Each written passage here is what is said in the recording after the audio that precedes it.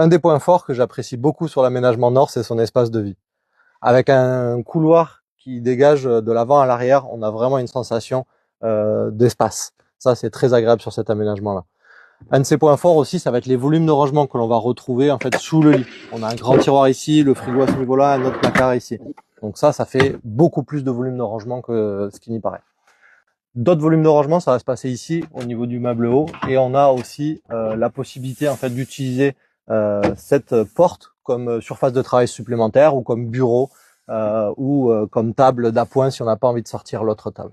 Le lit de l'aménagement nord se met en place très rapidement puisqu'on est sur un système de sommier à latte. Pour ce qui est des dimensions, on est sur un couchage qui fait 1,30 m de large par 190 de long. Donc voilà pour la partie couchage. À l'arrière, ici, on va retrouver un dernier volume de rangement dans lequel on pourra, si on le souhaite, mettre des toilettes.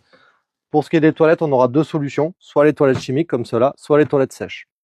L'avantage avec cette position, c'est que même le lit déplié, donc de nuit, on pourra avoir accès aux toilettes.